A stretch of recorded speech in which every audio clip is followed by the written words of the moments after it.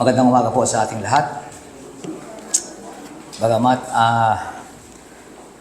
nakikitaan tayo ng napakaraming karamdaman sa mga panahon na ito. Iba't ibang sakit ang nararanasan ng bawat kapatiran. Hindi natin malaman, parang biglang sa sobrang bugso na tag-init ay nakukuha natin itong mga sakit na ito. Ano po? Ang ating Ate Irma nung isang linggo ay may sakit din. At yung ibang kapatiran ngayon ay nakakaranas din ng iba't ibang karamdaman. So, purihin na lang ang ating Panginoon dahil sa kabila ng lahat, tayong lahat ay binigyan ng pagkakataon na makasamba sa Kanya ngayong umaga na may taglay na kalakasan at kasiglahan na dulot lamang ng ating Panginoon. Ang ating teksto ay matatagpuan sa unang Korinto, Kabanata 12, talata 1 hanggang 11. Binasa po ng ating Elder Anthony Bawar ang ibang bahagi.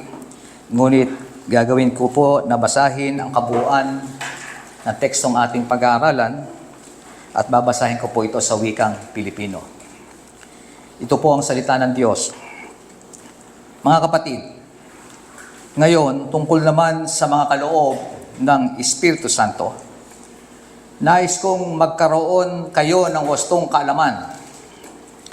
Alam ninyo na noong hindi pa kayo sumasampalataya, kayo'y napapaniwala sa kung ano-anong mga Diyos-Diyosan na di naman nakapagsasalita. Kaya't nais kong malaman ninyo na walang taong pinapatnubayan ng Espiritu ng Diyos ang magsasabing sumpain si Jesus, at hindi rin masasabing ninuman si Jesus ay Panginoon kung siya'y hindi pinapatnubayan ng Espiritu Santo. Iba't iba ang mga espiritual na kaloob, ngunit iisa lamang ang espiritong nagkakaloob ng mga ito. Iba't iba ang paraan ng paglilingkod, ngunit iisa lamang ang Panginoon pinaglilingkuran. Iba't iba ang mga gawaing iniatas, ngunit iisa lamang ang Diyos na kumikilos sa mga taong gumagawa ng mga iyon. Para sa ikabubuti ng lahat, ang bawat isa'y binigyan ng kaloob na nagpapakitang nasa Kanya ang Espiritu. Ang ilan sa atin na pagkalooban ng kakayahang magsalita ng mensahe ng karunungan. Ang iba naman ay pinagkalooban ng katalinuhan. Subalit, iisang espiritu ang nagkaloob dito. Ang espiritu ring iyon ang nagkaloob sa iba ng pananampalataya sa Diyos at sa iba ay ang kapangyarihang magpagaling sa mga may sakit. May pinagkalooban ng kapangyarihang gumawa ng mga himala. May pinagkalooban din ng kakayahang magpahayag ng mensaheng mula sa Diyos. At may pinagkalooban naman ng kakayahang malaman kung aling kaloob ang mula sa espiritu at kung alin ang hindi. May pinagkalooban ng kakayahang magsalita sa iba't ibang mga wika at sa iba naman ay ang magpaliwanag ng mga wikang iyon. Ngunit isang espiritu lamang ang gumagawa ng lahat ng ito at namamahagi ng iba't ibang kaloob sa bawat isa ayon sa kanyang ipinasya. Ito ang salita ng Diyos para sa lahat ng mga anak ng Diyos. Tayo po saglit manalangin. Sa amin pong pagbubulay-bulay ng iyong mga salita, dalangin po namin, Panginoon, na matagpuan mo po kaming nagpapakumbaba sa iyong harapan, sa ilalim ng iyong kapangyarihan, sa ilalim ng iyong karunungan. May mga bagay po kaming mga maririnig na nagbibigay sa amin ng kalituhan. Ngunit patuloy po kaming umaasa, Panginoon, na kayo ang aming magiging tagapagpaliwanag. Hayaan mo ang iyong Espiritong Banal ang patuloy na kumilos sa aming mga puso. Tanggapin nawa namin ang iyong mga salita para pagpalain po kami nito at magkaroon ng kapangyarihan para sa aming paggawa. Sa iyo lamang po namin pinagkakatiwala ang lahat ng ito sa matamis na pangalan ng iyong bugtong na anak na si Jesus. Amen at Amen. Ngayong umaga po ay pag-uusapan natin ang napakahalagang topic ng spiritual gifts. Marami po sa atin ang malimit, nalilito, at mayroong maling pananaw patungkol sa napakahalagang usapin na ito, ang mga kaloob ng Espiritu. Actually, yung mga nararanasan natin ngayon, marami na mga iglesia ngayon, ay hindi na po bago. Sapagkat ang mga kalituhan na nangyayari ngayon, ay kalituhan ding nangyayari noong panahon ng unang iglesia ng 1st century. So ngayon, bibigyan sa ating linaw sa pamamagitan ng pagpapaliwanag ni Apostle Paul ang mga bagay patungkol dito. Gusto ko lamang linawin bago tayo magsimula ng ating pag-aaral ng salita ng Diyos sa tekstong ating pag-uusapan. Gusto ko nating ilagay sa ating isipan bago natin mapakinggan ang kabuuan ng mensahe that God saved us not only as individual, but corporately. Gusto kong maintindihan natin mabuti, sapagkat makakatulong ito ng malaki sa ating pagbubulay-bulay ng kanyang mga salita sa umagang ito. Hindi lamang tayo iniligtas ng Diyos individual, kung hindi tayo iniligtas ng Diyos bilang isang iglesia. He called us to be united with Him and also to be united with other believers. Nung tayo makakilala sa Panginoon, tinawag tayong maging bahagi ng kanyang church. Wala pong mananampalataya na po pwedeng maging solong mananampalataya. Tayo tinawag upang maging bahagi ng katawan ng ating Panginoong Hesukristo. Ito ang iglesia ng Diyos. Na iglesia ng Diyos na sumusunod sa kanyang dakilang utos. Ang iglesia ng Diyos na nagpapailalim sa dakilang utos ng ating Panginoong Hesukristo. Mahalin natin ang Diyos una sa lahat at magmahalan tayo bilang mga magkakapatid. Sapagkat iyon ang dakilang utos. Ang iglesia ng Diyos ay tinawag upang maging ilaw at asin na sanlibutan. Ito ay may isa lamang layunin, to give honor and glory to His name. Kaya naman tayong lahat ay naririto. Kaya kung ating mapapansin, ang tema na paulit-ulit na lumalabas sa mensahe na ating pinag-aaralan, simula nang buksan natin itong pag-aaral natin sa aklat ng unang Korinto, all our actions should be for the benefits of one another. Lahat ng ating paggawa bilang mga mananampalataya ay hindi natin ginagawa para sa ating mga sarili, kung hindi ginagawa natin para sa kapakinabangan ng ating mga kapatid sa pananampalataya. Hindi po tayo nabubuhay sa sarili natin. Tayo'y nabubuhay para sa iba. Kaya naman, ano yung ating mga naunawaan simula nung una, ayon sa mga instruction ni Paul? Anong sabi ni Paul? Chapter 2, follow God's wisdom and not follow the wisdom of this world. Napakahalaga na kung meron tayong dapat sundan, ay walang iba kung hindi ang karunungan ng Diyos at iwasan natin ang karunungan ng sanlibutan. Ito ang naging dahilan kung bakit nagkaroon ng dibisyon sa loob ng iglesia sa Korinto. Natunghayan din natin ang kahalagahan ng maunawaan natin kung ano yung special knowledge. Ang church sa Corinth ay pinagkalooban ng karunungan, special knowledge. At nagpapasalamat si Paul sa pagpapalang ito mula sa Diyos para sa iglesyang ito. Pero sabi niya, special knowledge must be edifying. Kailangan ng karunungan ay nakapagpapatibay sa isang iglesia. At natatandaan din natin na tinalakay sa atin ang ating kalayaan, our liberty as a Christian.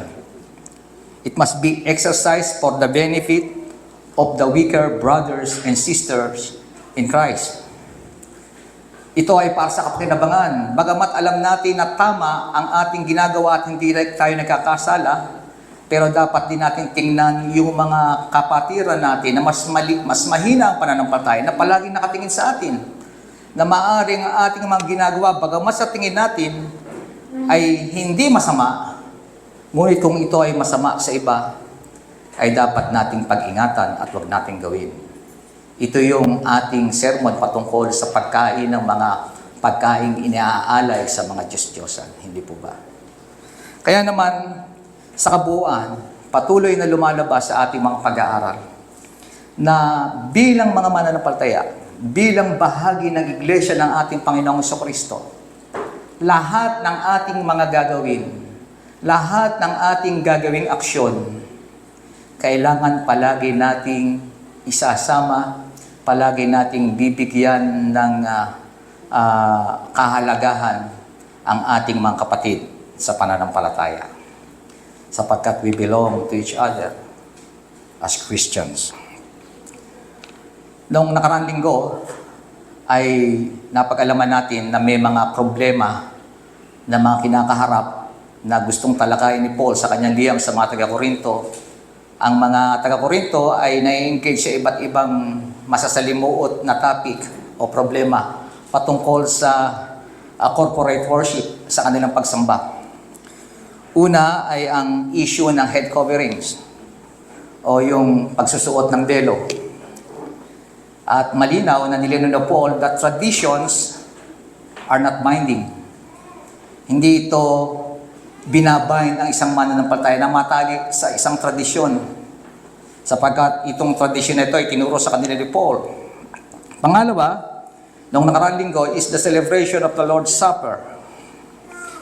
At nakita natin ang kamalian ng mga taga-Korinto na merong favoritism pagdating sa pagsasagawa ng Lord's Supper. May partiality. Kaya naman, napakahalaga na binibigyan daan ni Paul na palinawagan sila tungkol sa mga mahalagang bagay patungkol sa mahalagang gawain na ito. Na dalagi nating tatandaan na mga ito ay ginagawa para sa katitibay ng bawat isa sa ating lahat bilang isang iglesia. So sa umaga namang ito, sa pagpapatuloy, dadako po tayo sa ikatlo. Sa ikatlo sa mga problema na alam natin na tinatalakay ni Paul bilang tugon sa mga liham o sa mga sumbong ng mga taga-Korinto sa kanya. At ito ay topic patungkol sa speaking in tongues. Actually, ang ating topic ngayon ay about spiritual gifts. Pero alam natin na ang tinutumbok patungkol sa spiritual gifts ay ang issue patungkol sa pagsasalita ng iba't ibang wika. Ang usaping ito ay hindi lang natin makikita sa chapter 12, but ito ay makikita rin natin sa kabuuan ng chapter 14. Kaya naman, partial lang ang ating gagawing paglilinaw sa mga isyong ito ayon sa teksto na ating ating binasa sa umagang ito. At in view of this, the Corinthian church likely exalted some spiritual gifts above others. Yun po ang problema. Ang mga taga-Korinto ay may mas pinapaboran, may mas pinahalagahang mga kaloob above doon sa ibang kaloob. May paborito silang kaloob. At ating ang matutunghayan, yung mga kaloob na nakikita ng mga tao. Ito lang iba kung hindi itong speaking in tongues. Ang pagsasagawa ni Paul ng exhort sa mga talatang ito ay doon sa kanyang mga clarification patungkol sa mga hindi naunawaan ng mga taga-Korinto. Unang-una ay yung speaking in the Spirit. Alam natin na they are blessed with knowledge and fine speeches. Ito pong pinagmamalaki ng church dito sa Corinto. Sila ay pinagkalooban ng karunungan, ng kaalaman, at ng magaling na pananalita.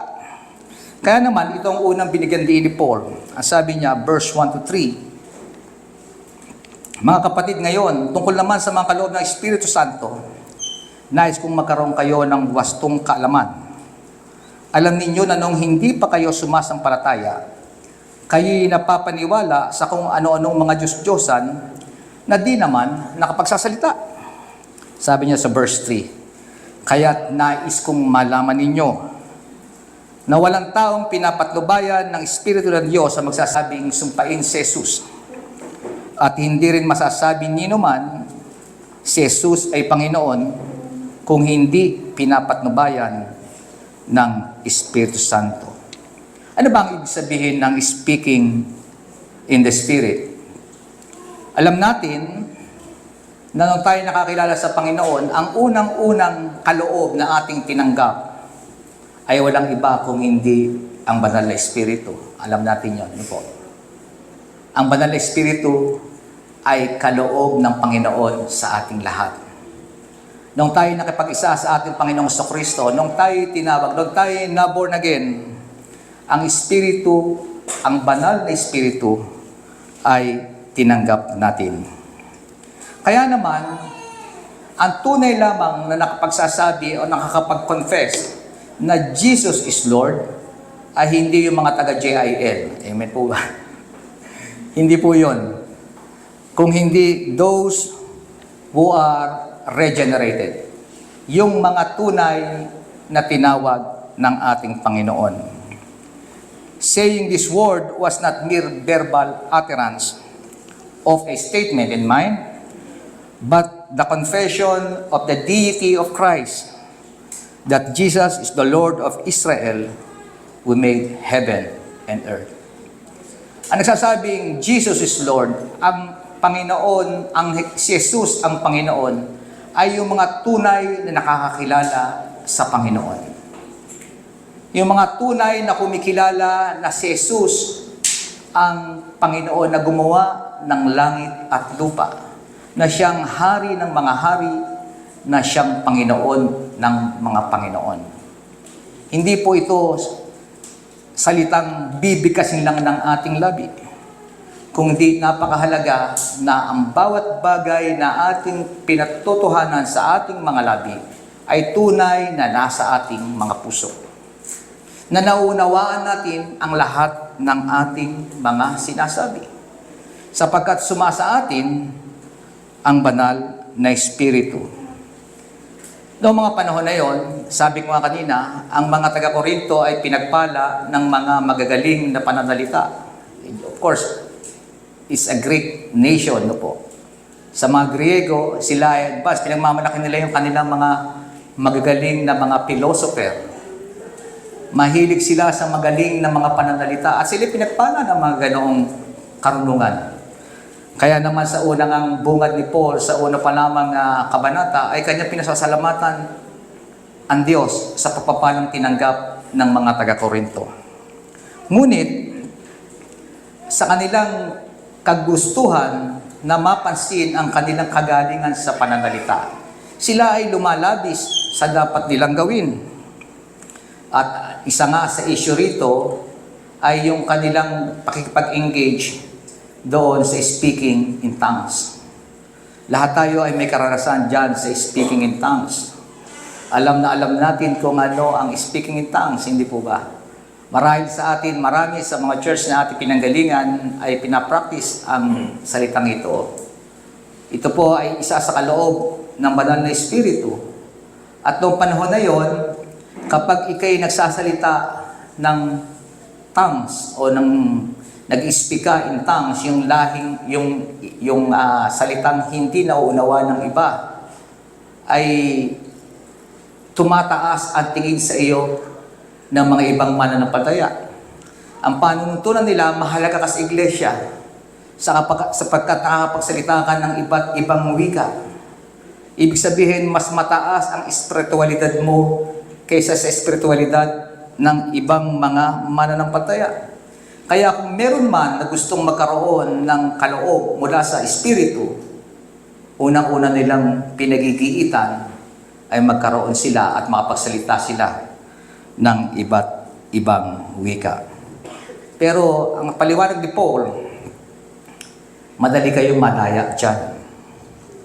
Sapagkat noong unang panahon, hindi lang namang unique sa mga Kristiyano ang pagsasalita ng iba't ibang wika. Hindi unique yan sa mga mananampalataya. Sapagkat naging ang mga pagano ay nagsasalita rin ng iba't ibang wika para sa kanilang mga Diyos. Kaya naman, kung ito'y practice nila sa loob ng iglesia, na ganoon din ang ginagawa ng mga pagano, ay magbibigay ito ng kalituhan sa iba. Ang pagsasalita ng iba't ibang wika ay may layunin. Ito ay ipinagkaloob ng Banal na Espiritu. Hindi lamang ecstatic speech na gustong gawin ng bawat isa, kung hindi ito ay kaloob ng Banal na Espiritu. Kung matatanda natin sa Acts, ang tongues ay no language. Hindi ito salitang walang ibig sabihin. Ito'y tunay na salita na may ibig sabihin na naiintindihan sa ibang lingwahe. Kaya naman may layunin kung bakit ito ibinigay ng Diyos. Ang problema, sapagkat ito'y famous nung panahon na yon, ginawa itong practice ng mga taga-Korinto. Tunay nga na makikita natin kung sino nga ba ang nagsasabi ng mga ganoong klase ng nagpo-possess ng ganoong klaseng ng mga kaloob. Makita dapat natin muna kung anong kanilang doktrina, hindi po ba? Maunawaan natin kung anong kanilang tinuturo, kung ano na lang naiintindihan. Sapagkat kung ito ay ginagawa mo at sinasabi pinagmamalaki na iyong kaloob, samantalang hindi mo naman kilala, wala ka namang naiintindihan sa salita ng Diyos, maaaring ito nga ay mula sa demonyo. Sapagkat pinapractice ito ng mga pagano para sambahin at i-exalt ang kanilang Diyos, ay maaaring ganoon din, unknowingly, ang kanilang ginagawa. Pangalawa, gifts is for the common good. Ito pong makita natin verses 4 to 7. Iba't iba ang espiritual na kaloob. Ngunit iisa lamang ang espiritu nagkakaloob ng mga ito.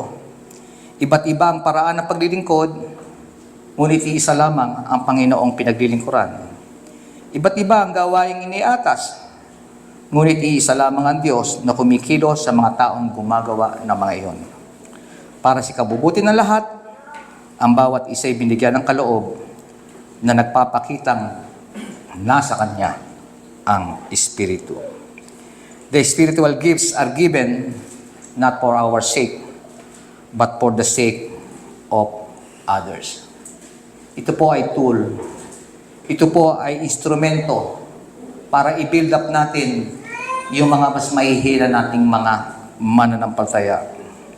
Ang problema sa Corinth, they prize the worth of individual believers to the church based on their spiritual gift. Merong mas magagaling na kaloob.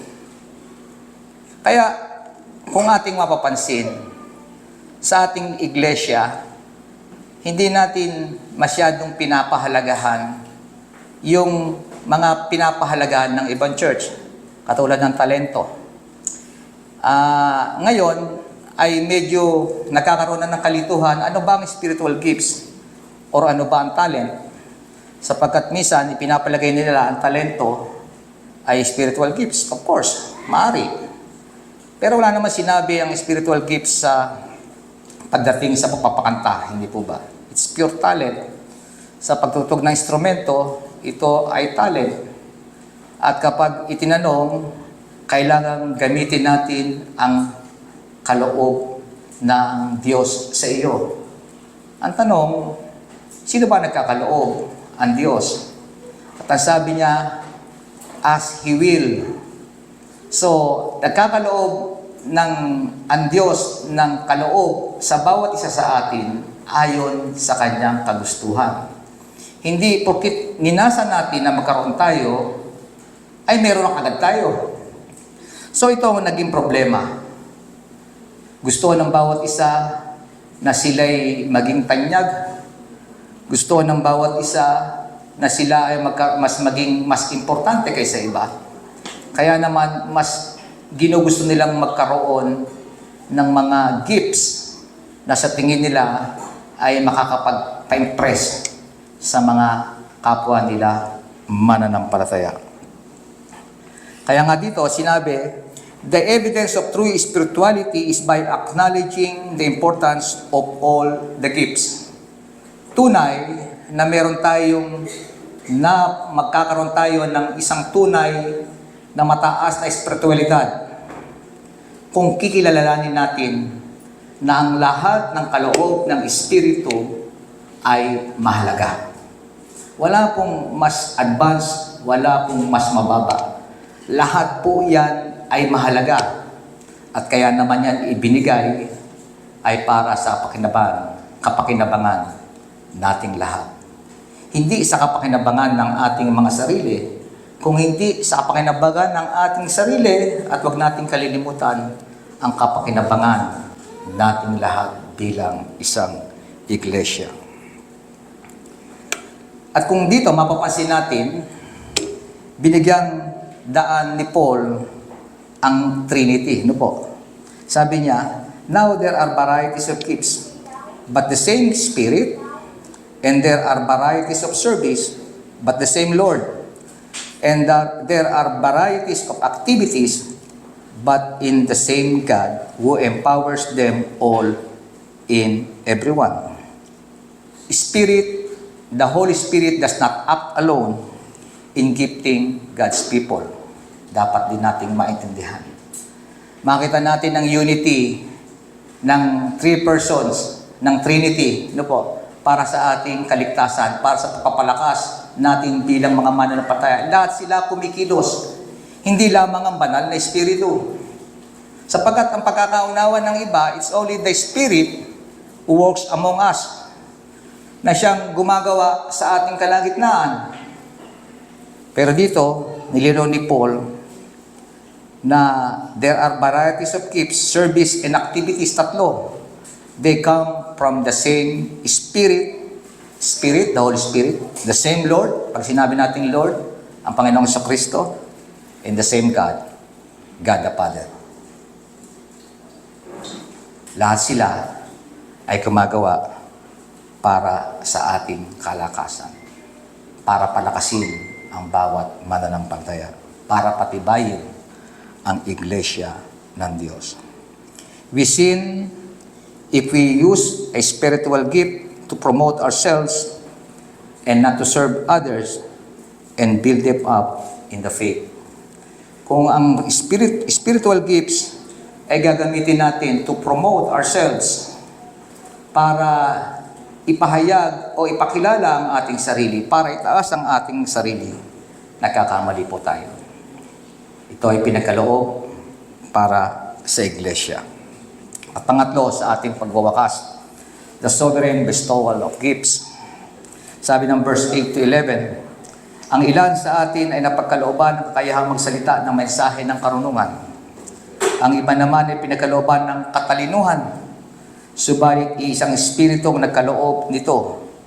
Ang espiritu rin iyon ang nagkakaloob sa iba ng pananampalataya sa Diyos at sa iba ang kapangyarihang magpagaling sa mga may sakit. May pinagkalooban ng kapangyarihang gumawa ng mga himala. May pinagkalooban din ng kakayahang magpahayag ng mensaheng mula sa Diyos. At may pinagkalooban naman ng kakayahang malaman kung aling kaloob ang mula sa Espiritu at kung alin ang hindi. May pinagkalooban ng kakayahang magsalita ng iba't ibang mga wika at sa iba naman ay ang magpaliwanag ng mga wikang iyon. Ngunit isang Espiritu lamang gumagawa ng lahat ng ito at namamahagi ng iba't ibang kaloob sa bawat isa ayon sa kanyang ipinasya. So, nagpapasya ay walang iba kundi banal na Espiritu. At ang lahat ng ating binasa, espiritu ng karunungan, miraculous gift, pagpapagaling ng may sakit. Lahat po yan yung faith, pananampalataya, which is also a gift from God. Hindi po yung tungkol sa ating kaligtasan. Of course, hindi, kasi lahat naman pinagkalooban ng faith. Hindi po ba? Pero ang sinasabi rito ay yung faith ng ating pananampalataya sa mga bagay na nais nating hingin sa Diyos.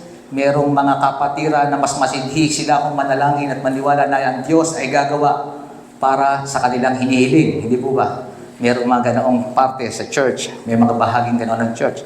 Pero dito sa lahat ng kaloob na ito, palaging nandoon sa ibabaw yung speaking in tongues. Marahil siguro, sinabi rin dito na meron ding gifts, yung miraculous gifts. Na alam natin na yun talaga ay pinagkaloob ng Diyos. Sa reform na pananampalataya, ang mga ito ay wala na sa panahon natin ngayon. Ano po?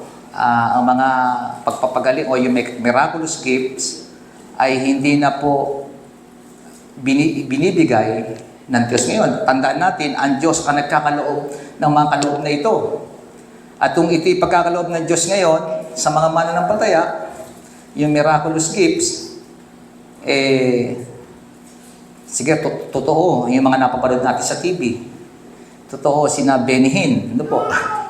Pero alam natin na ang miraculous gifts ay exclusive lamang sa iglesia at sa mga apostol noong panahon na yon. Ano po. Ngayon, hindi na po ini-exercise ang mga miraculous gifts. Sapagkat alam nating lahat na ang mga himala ay ginamit para sa pagpapahayag ng mabuting balita. Ang himala ay ginagawa o ipinamamalas ng Diyos para patunayan na ang ipinapahayag ng mga apostol ay totoong ang tunay. Kaya naman nandoon ang mga miraculous gifts sa mga apostol. Pero ngayon, since na nasa atin na ang Biblia, since na ang kapahayagan ng mabuting balita ay nangyari na sa pamamagitan ng katotohanan na ipinamalas ng Panginoong Jesucristo, hindi na natin kailangan. Ano po? Yung kakayahan naman sa pagpapagaling o yung gift ng pagpapagaling sa mga may sakit, hindi naman sinabing miraculous ito. Ano po? Meron talaga tayong mga kapatiran na magaling magpayo pagdating sa mga may sakit. O tapalan mo yan ng ganito. O tapalan mo yan ng ganoon. Painumin mo ng ganito. May mga ganoon di ba? Hindi katulad nung araw, kapag ako may sakit, sabihin ng nanay ko, tawagin mo si Kuya Buloy. Bakit? Patawas ka. Patawas ka. Kasi naniniwala sila na mayroong ganoong klase ng gifts po, na albularyo o yung quack doktor. Po. Pero ngayon, sa mga mananampalataya, of course, yun ay sinabi ko lamang po, yun ay pagan practice na po. Ang sinasabi ko lamang, wag po tayong umasa o magnasa ng mga kaloob na pansarili. Sapagkat ang Diyos ang nagkakaloob nito, batay sa kanyang nakikitang kailangan ng church. Intindihan po natin. Ang kaloob ay pinagkakaloob para sa Diyos na nakikita kung anong kahinaan na kailangan punuan para sa isang iglesia. Hindi lahat ay may ganong uri ng kaloob. Kaya naman, ang pagpakakaloob ng banal na espiritu ng mga kaloob nito, uulitin ko, ay para mapalakas at may taguyod ang iglesia ayon sa kanyang nais. Sa aking pagwawakas, ito ang sabi ni John Calvin, "The Spirit of God, therefore, distributes them among us, in order that we may all contribute to the common advantage. To no one does He give all, lest anyone satisfied with his particular portion should separate himself from others and live solely for himself." Ang kaloob ng banal na espiritu ay para sa tibay at solidarity ng mga mananampalataya. Ito ay para sa edification ng kanyang iglesia. Hindi po ito binigay para gamitin pang sarili. Kaya naman, sa buwan ng ating sermon patungkol dito, ito po ay tatalakayin natin sa susunod na linggo. Tayo po'y manalangin. Salamat po aming Panginoon sa natapos po naming mensahe na ipinagkaloob mo sa aming lahat. Salamat po muli sa karunungan na patuloy mo pinagkakaloob upang panatilihin kami sa karunungan ng pagkaunawa sa iyong mga katuruan. Tulungan mo po kami, Panginoon, na bagamat narinig po namin ang mga katotohanan ito, ang mga tamang katuruan ito, ay huwag maging daan upang pag kami magmataas. Kung hindi sa bawat karunungan na aming tinatanggap, patuloy po kami dalito sa kapakumbabaan. Upang sa gayon, patuloy kami magpasakop sa inyong kapangyarihan. Patuloy po kami magamit para sa kabutihan ng aming kapatiran at para sa kalalago at katitibay ng iyong iglesia. Salamat po, Diyos, sa mga bagay na ito na aming narinig. Kayo po magpala sa amin sa pangalan ng aming Panginoong Hesus. Amen.